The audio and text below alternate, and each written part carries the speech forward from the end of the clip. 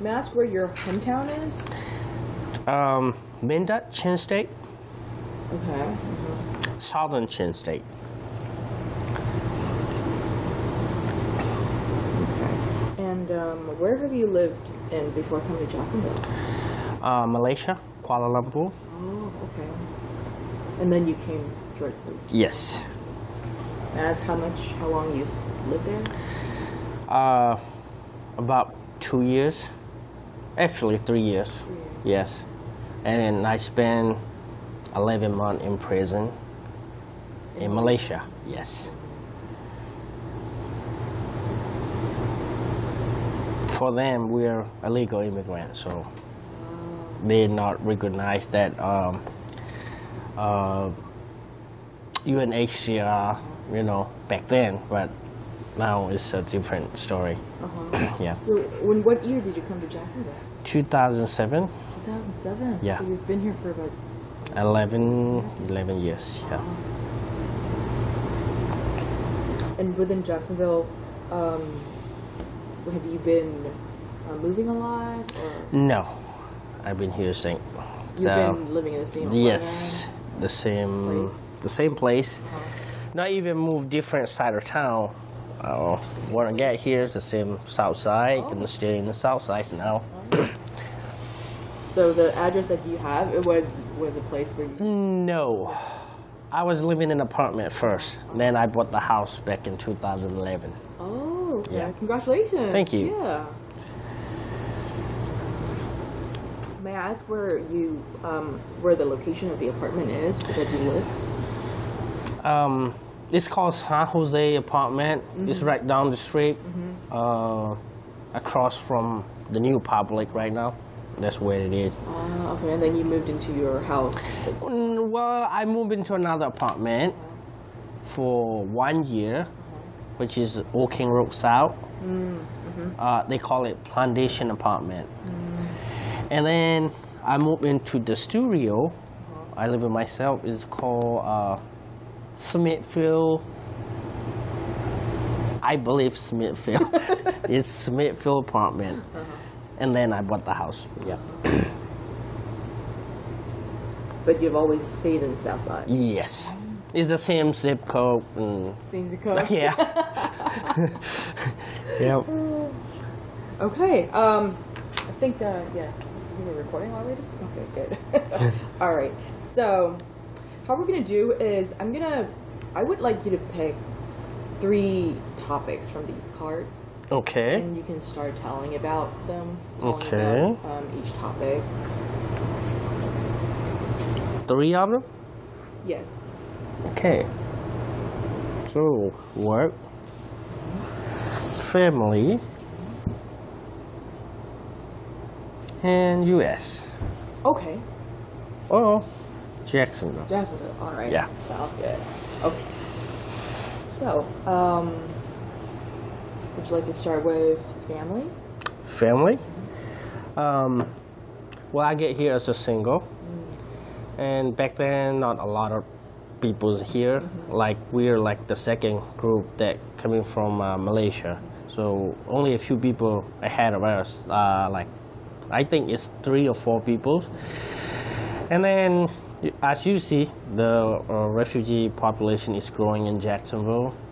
Well, then I met my wife here, and I have 2 kids, 2 little girls, and yep, here we are. Yeah. Can you also tell us a little bit about your family? Back in Burma? Life? Sure. Yes, I have 5 family members, like 3 brothers and 2 sisters. Well, not 2 sisters, 1 sister and me, so 5. And my dad was a school principal. My mom was, she's, what they call it? She has like a grocery store. Yeah. And, well, I only have 1 my sister left. 2 of my brothers was gone. We don't know where they are. I don't even know they still alive, or I don't know. And 1 just passed away because his health is not good. So Yep, that's my family. And then you decided to, your decision to leave the country? Well, actually, no. I never want to leave my country. I was 15 back then. 2000 and I believe 2002 or 2003.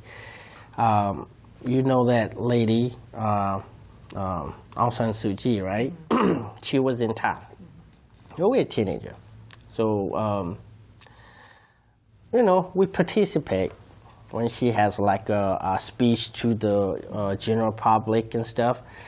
So after everything's done, she was leaving the town. Then we, like as usual, like the cop start asking too many questions.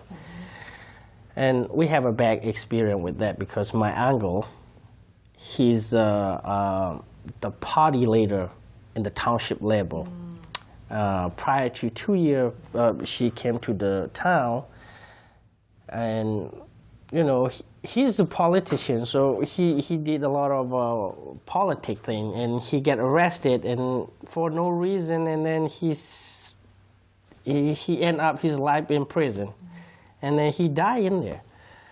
So the cops start asking questions. So my mom said, "Hey, it's not good time to stay here." So she said, "Well, you have to leave." So I went to Malaysia. I think it's 2003 or 2004. I don't remember exact date, Then that's where the hot thing is coming, because we don't have any passport. We can't get a passport. Even if you want to get a passport, you have to get a lot of paperwork from local authority. Go there, go here, get all the paperwork and stuff. Not like today, Today people was a lot easier than before. So we get into Malaysia. I work like several different places, restaurant, you get games rooms and things like that. And as you know, we don't have any paperwork, so we get arrested. Then we spend almost a year in prison. Luckily, I didn't get wiped my ass because, sorry for my language, because I was underage. Back then, if you were illegal, they arrest you. What they call it, that they beat people in prison for it, like Singapore did, Oh. You know what I'm talking about? Yeah. As a punishment. Punishment, yes. I didn't get it because I was underage. Oh. So it was lucky. But we see a lot of people in the prison, they can't sit, they can't lay down, they can't even wear pants because of that. For several months, it was bad. So I don't remember his name. He was in the prison, and he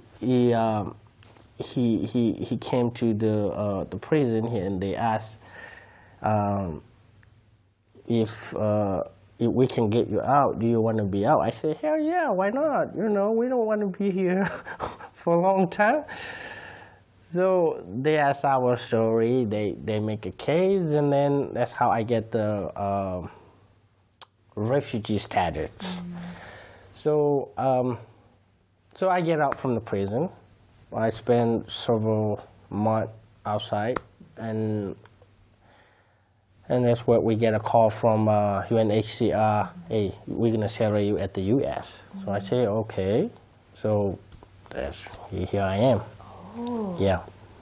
And when you left the country, were you alone, or did you have someone? I had a friend. We are in together. I have very close friend. He's in Norway now. We are in the same situation. So, yeah. He's older than me. I think it's like 4 years older than me. But we're neighbors, and we're very close. Oh. Were you also resettled at the same time? No, he was first. 1 year ahead of me. Because when we're in the prison, they get him out right away. Because I was thinking, hey, these people, I don't trust them. You know, I never seen them before, so I said, I think about it. So it take me a while to get it. And then back then, people who sell it in the Europe was a lot faster than U.S. Because U.S. was a more process than any other country. You have to go through medical checkup, background. It's a lot of stuff. So. How long did it take for you to finally be resettled in Jacksonville, to come to Jacksonville from being called by the UNHCR officer? Before even knowing the country? Yes. Okay. Over a year, I think. Over a year. And for that time of waiting, were you still in prison? I was in the prison most of the time, but I was out several months working, you know. So I don't remember exact date. It's been a while, so and then it's not a thing that you wanted to remember. How was Kuala Lumpur? Kuala Lumpur? Yes. What did you think of the city? It's beautiful, very beautiful city. People are nice, but the cops are not, and the immigrations are not. And it was funny though, because when the cop, when they stop you, it's not like here. They can stop anybody they want. They ask you a passport or IC. They call it IC. We call it here ID, right? If you don't have it, just prepare to pay them. Whatever you have in your pocket, they can take it. Even a coin. Oh. So if you don't have money, yeah, you end up in jail. That's how I ended up in jail. Yep. So it's not like, you know, people are nice. I work with a lot of different, I work with the Chinese, I work with Malay, I work with the Indian. My brother, they are great. But the cops are not. I'm telling you that. Aside from the cops, did you think the city was welcoming you? Not really. Okay. Not really. Not really. But we don't have much time to hang around a lot, so I'm not really know what's out there, you know. Most of my time in Malaysia was the prison, so. What made you think that the city wasn't welcoming you so much? Do you have an example? Well, the thing is, first of all, you're not Muslim. This is Islamic country. So you have to be really careful about it, you know. When it comes to religion, you can't just talk things. The same thing in Burma. You know, if you're not Buddhism, you have to be careful what you say or what you do, or you can't even get a higher government job in Burma if you're not Buddhist. So, well, I don't really know, like I said, because most of the time in prison, well, even in the prison, you see a lot of Muslim in there. They pray. Other religion, you can't pray in there. Yeah. So, all the cops are Muslim. Yeah. Only a few of them are like Chinese and Indian. So. How was housing in Kuala Lumpur? It was bad. We rent a complex, a condo, 3-bedroom, 2-bed, I guess. And we live in there like 60, sometimes 60 people in it. So every night you better get in it first, otherwise you don't have place to sleep.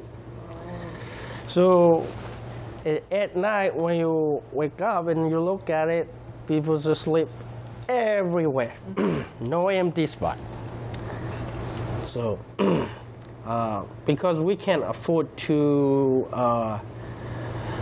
get, like, you know, one family get one houses or one condo. No, we can't afford that. So. Was it close to your workplace? Sometimes, yeah, sometimes no, because we have to change job a lot, because they call it operation. Malaysian call it operation because that sometimes they do operation on like one street. So like they have a food cart in there, then the immigration, the police, and some volunteer, and they try to catch a legal immigrant in there. So we have to change job to job, you know. Every time that happen, and you move it to another place, wait couple months, and then going back to the same place you used to work. So, yeah. So sometimes it's close, sometimes it's like way far, like Penang or Johor Bahru. That is total a different place of the country. Yeah. Then you would have to move to. Yes, you have to move a lot. You have to move a lot. And how would you be able to find job? Well, you have to learn. You get into a restaurant or like a construction site, and then you have to ask them, do you need anybody you want to hire? That's how you got the job back there. And sometimes you have a friend, you say, hey, my boss needs some people, so that's how you got a job. Was there a particular reason why you and your friend chose to go to Malaysia, Kuala Lumpur?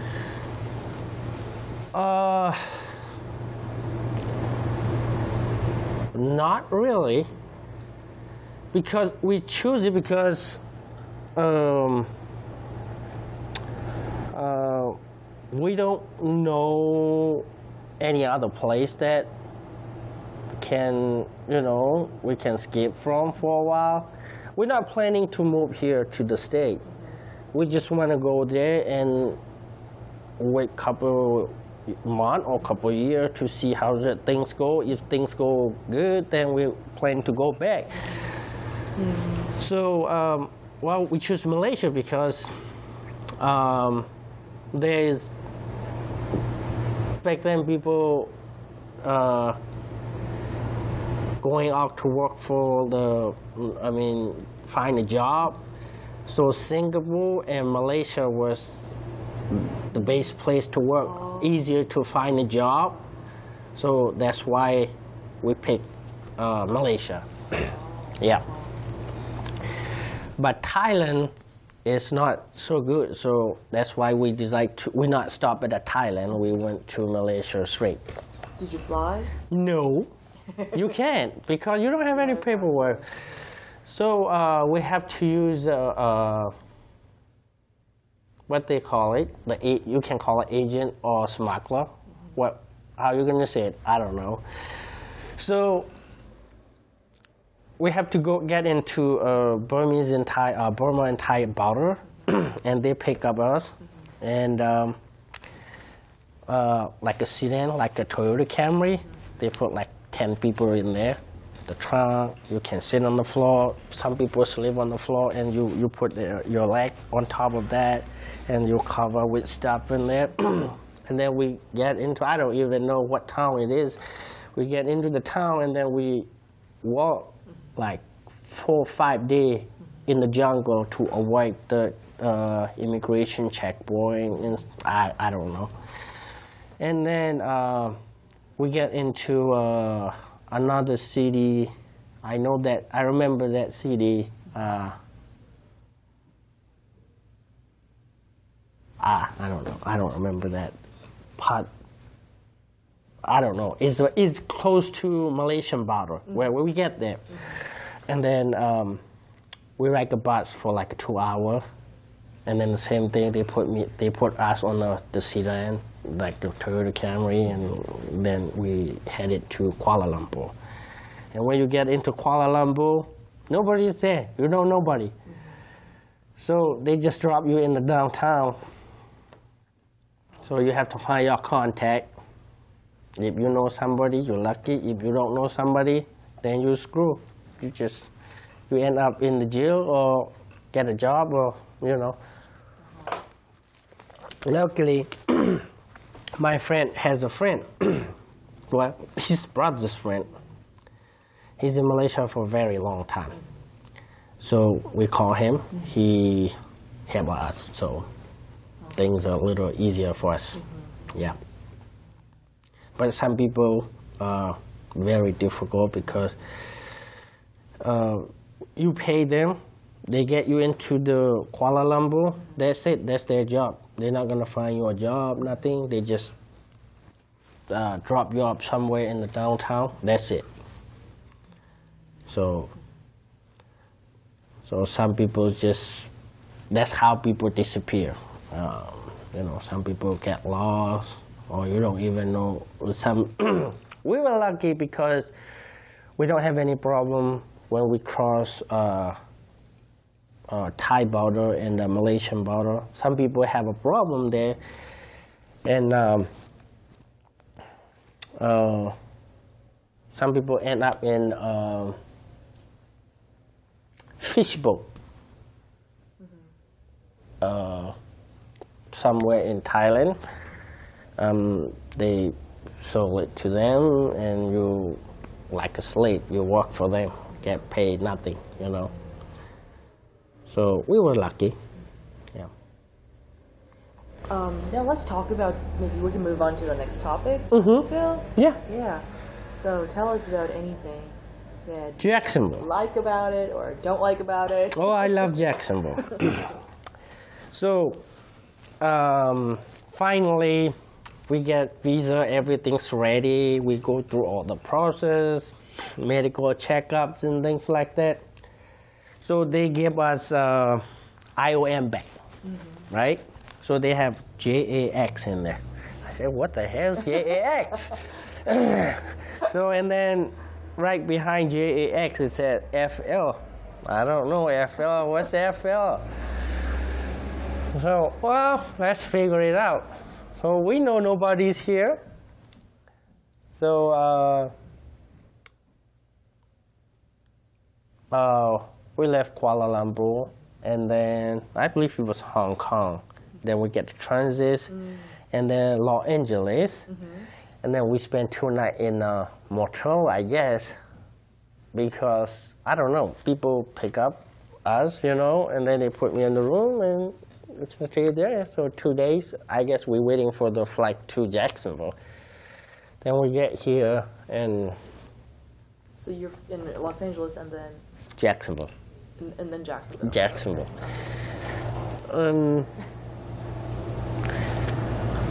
I don't remember who picked me up at the airport. I did Mrs. B and somebody else. So first they put me into a Dennis Court apartment. So I was there like a couple of days. And they gave me apartments over here. Then that's when we learned, oh, this is Jacksonville, Florida.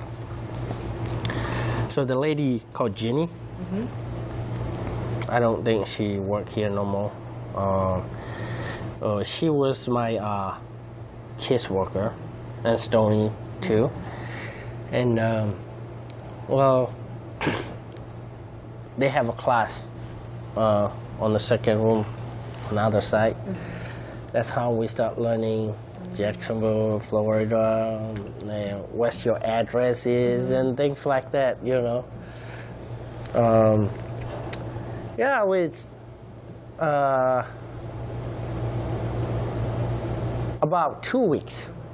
And then they transfer us to downtown, FCCJ, they call it back then, right? Yeah. And we attend our ASO class, and then I get a job for the cleaning. I always think I wanted to move. I don't want to stay here back then, because I was single and no friends here. So I had a friend up in New York and Virginia. I called them, hey, I can come visit you. They say yes. So after a year, you get 1 week vacation, right? So I went over there. I spent a several days up there, but it's too cold. I can't stay. I said. Then I came back. So I end up here. And then you met your wife here? Yes, I met my wife here. She came with her auntie. That's how we met. Her auntie husband was my friend. Oh. So that's how we met. I worked for that cleaning company for 3 months, and I get a job at Mac Paper, right down on Bay Meadow and Phillip. I worked for them 10 years. Oh. 10 years. And you're still working for it? No.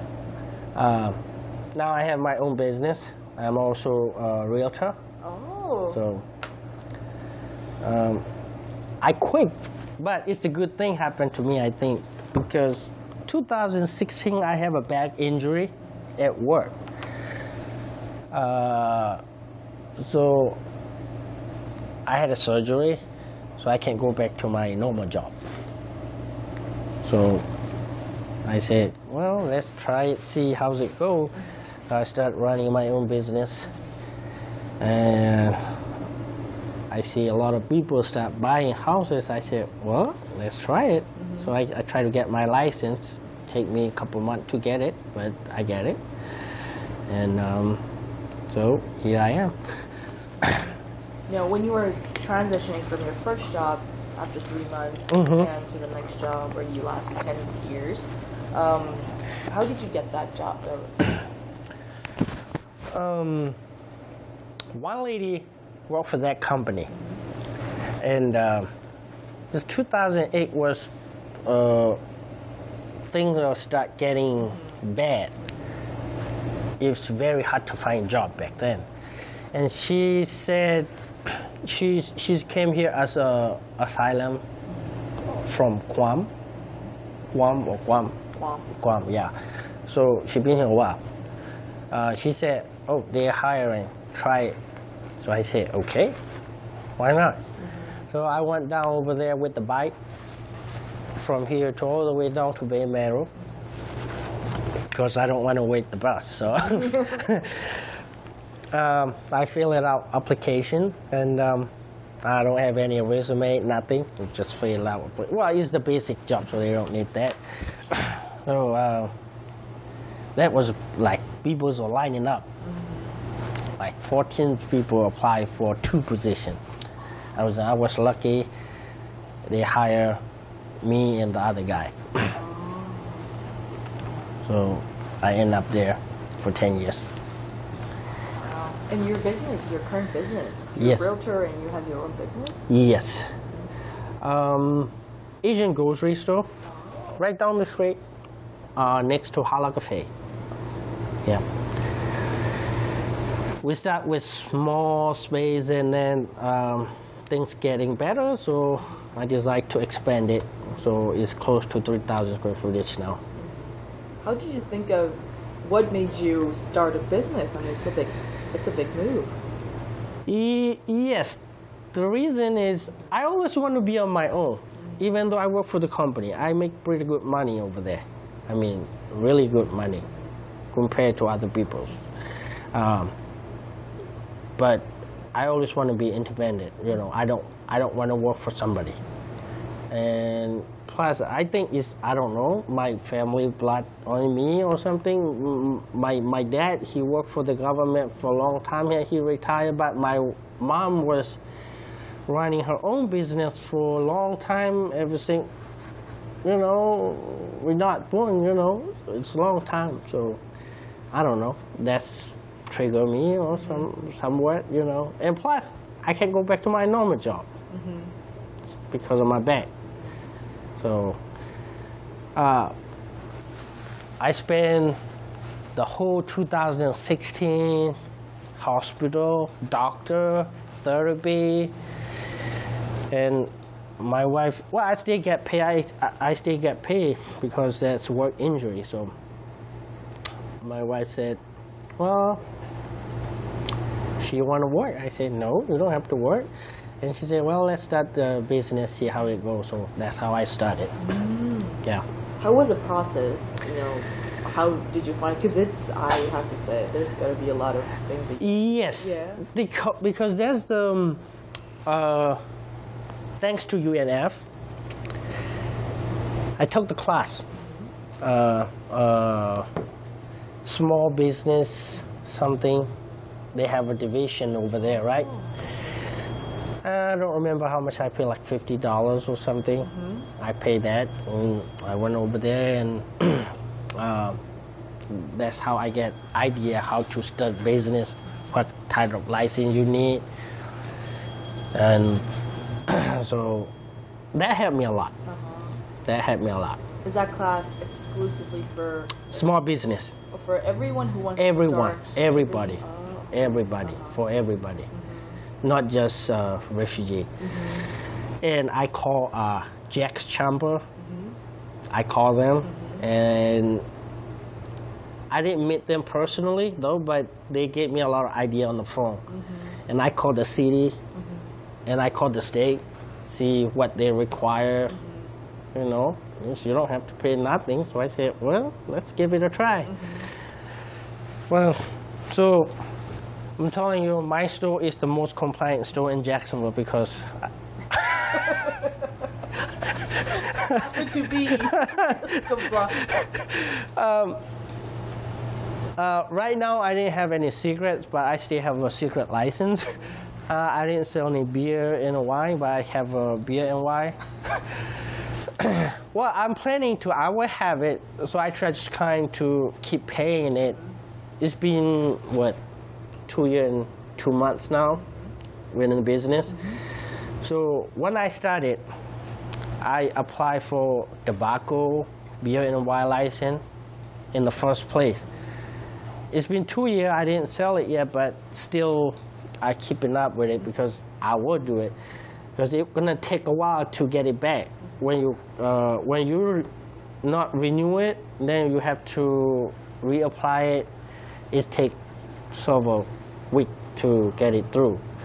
So I said, well, it's $150 a year.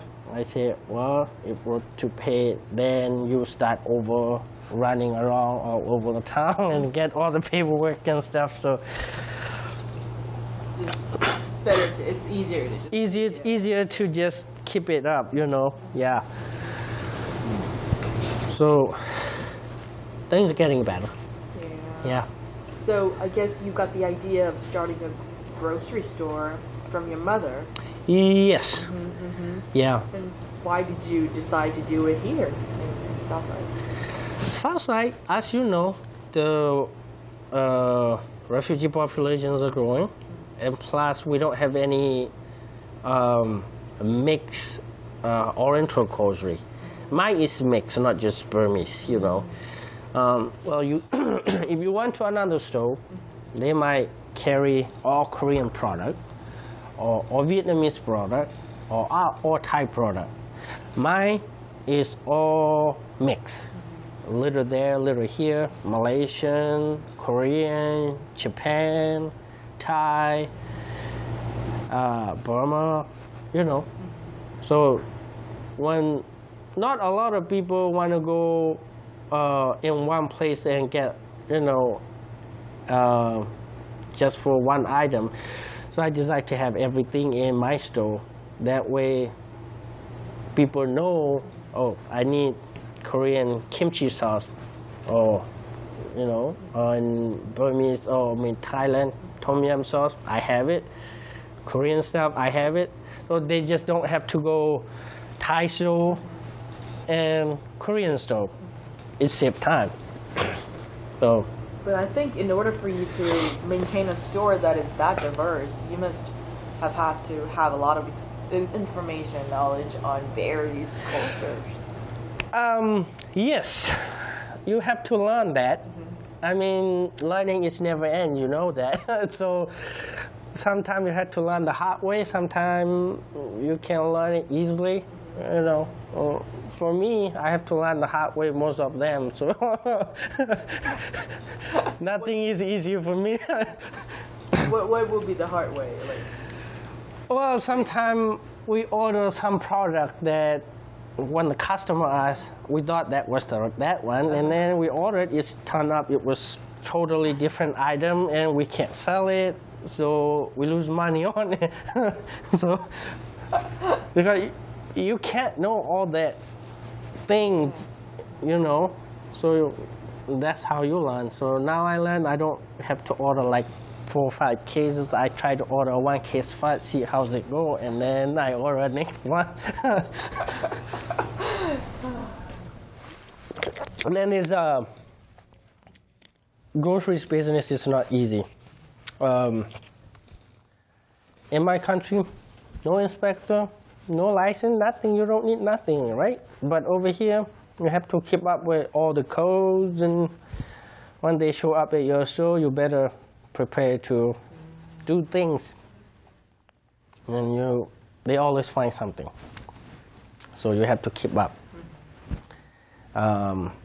Even how you pack the vegetable, how you pack the meat, you know, how you keep that product to not go bad, you know, the rack temperatures and stuff. So you have to keep up everything. Plus, it's 7 days a week. And I have 2 kids, just me and my wife run it, so it's not very easy job. you don't, you don't take any breaks on weekends? No, no break. So we just started, so not yet. But we will next month. We're gonna take a week off. Yeah. Yeah, it's been 2 years. I keep my kid at the store, and now they both are in the school, so that's a little easy. Otherwise, everybody's in there the whole day, 12 hours, 9 to 8, and Saturday 8:30 to 8. So it's a long hour. It's a long hour. But you have to work. Yeah.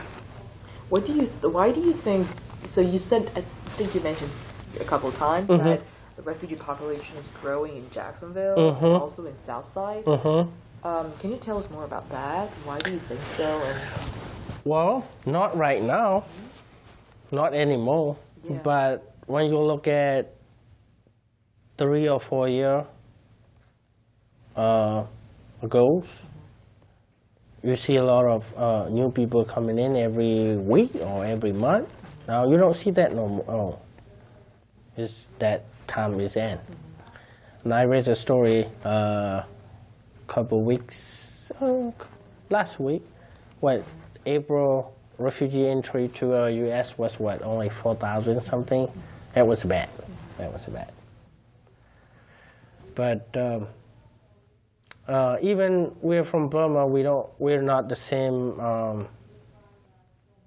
tribe, you know, different dialects and stuff. Even me and my wife, she's Chin, I'm Chin, but we speak different languages because she's from northern part and I'm from the southern part. So from the northern part is majority a Christian, and the southern part is mixed. They have some animism and some Buddhism and some Christianity. So it's all mixed. So, well, here in Jacksonville, you see Korean, Chin, and Kachin. I don't know, maybe we get about like 4,000 or 5,000 people in Jacksonville. There's a lot of different charges over here, and so that's what triggered me to start the business. Well, but my business idea is I'm not focusing on just refugee. I try to get different customer. That's why my customers, 40% of my customers are not Burmese. It's white, black, you know, different races. So. Is there a particular reason why you didn't want to do you think your business could help you contribute something to the city's culture? The city, the culture? Yeah, sure. Well, she hired 2 employees now. That is also what is contributing to the community, right? So she has 2 full-time employees now. Actually, my business is on her name, my wife's name, so that's why I say her. So she has 2 full-time employees. So that's another thing. Plus, I want people to know my culture too, so they know. And then I love to talk, and I love to meet new people every day. So that business is perfect for me. So that's another thing that I picked that. Is there something about Southside that you like to do with doing your business? Living there? For the business, yes, because most refugee population in Southside. So you can guarantee at least, yeah, I can guarantee that I'm not going to lose money. Well, that was hard. I don't have money when I start that. I have a couple $1,000 in my 401k, and so I withdraw that, and that's what I use for started out. Yeah. How about living in Southside? Living Southside? What do you think? Perfect, but the traffic is bad now. I don't like that no more. It used to be really light traffic, even in university now. If you don't want to go out there like 4 o'clock or 8:30 to 9, it was bad now. But it's good for business. Because there's a lot of more people. Yeah. Yes, yeah. Yes. Now, how did you like, aside from traffic, housing in Southside, or any communities, feeling of communities? Better. When I thought I might buy a house in the west side, but as you know, west side is not a very good place. I don't know. It's according to the news. They have too much crimes and all that. But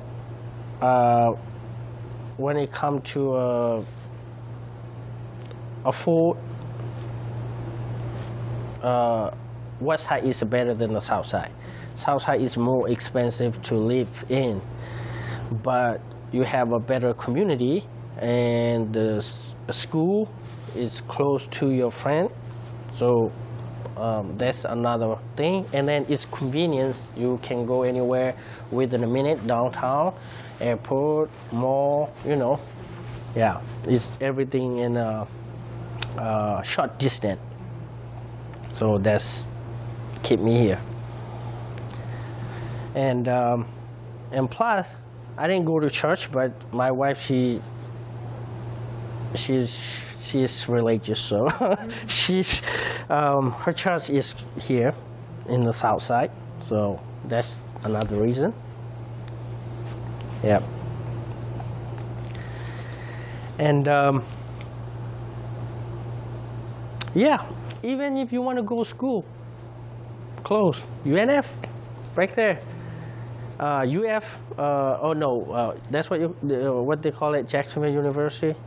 Yes. That's right down the street. FSCJ, across the river. So everything's close. Plus, it's a bad neighborhood too, but it's better than compared to other places in Jacksonville. I think Southside is better. Why? So why did you say that they're bad neighborhoods? In what aspects are they? Well, I don't know. To be honest, when you read the news, where is the crime is happening? Mostly West Side, Arlington area. and you see some in Orange Park or, but more than likely you see most in the West Side and Arlington area. So, and plus, 2008 or 9, I believe, we get a friend that get shot in the West Side.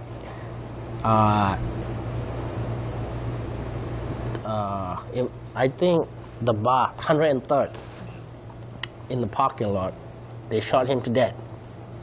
He's a refugee too. I don't think they get anybody for that, So that's another reason. Maybe it just kept me in my mind that it's a bad neighborhood. It might not, I don't know. But everything I got here, I spend most of the times over here, so I think this is better for me to stay put. Yeah. Compared to other neighborhood, yeah. Now, and plus, Hana Park. Hana Park, that is my favorite place. So every time we get a chance, we went over there, spend time with family. So that is very close too. So how often do you go to the park? Nah, not anymore. Ever since I started the business, we went there twice. That's it. But before that, you used to go every week. Yeah. When I worked to the company, we went there every Saturday. But not anymore. What do you usually do in the park? We're just hanging out, laying down on the beach, sunbathing, Yeah. So it was that's another reason I don't want to go far from that. You want to be close by. But I don't want to close to the coast either because of the hurricane. So now when I'm at is the perfect place, Not in the flat zone, close to everywhere you want to go. So. Did you have, when you got to Jacksonville, when you were resettled, did you have any goals, specific goals? Yeah. And what were the goals and I told you earlier, right? I wanted to be independent. When we get here, the first thing we talked about was get to know the place and the job. So I think, I'm going to find a job, or whatever I find, I'll work for it, but I'm not going to there for long. I wanted to be independent.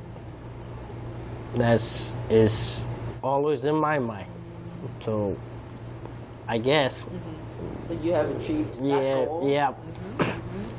Were there any other goals that you had in mind? Now? Yeah, sure. I wanted to be, I want my business to grow in the whole country. Yeah. Well, I think our time's up. Thank you very much for today's Okay. interview. Was there anything that you want to talk about that we didn't get a chance to touch on? No. I think that's just it. So you get everything you need? Oh, yeah. Okay. We're really here to ask some questions about your life here. And thank you so much for sharing your story. So whatever, if new people, it's not easy. So don't give up. I have nothing when I get here. Zero. Nothing. I don't even have a wallet when I get here. And now your store is under your wife's name. Yeah. Yep, see? But yeah, thank you so much. No problem.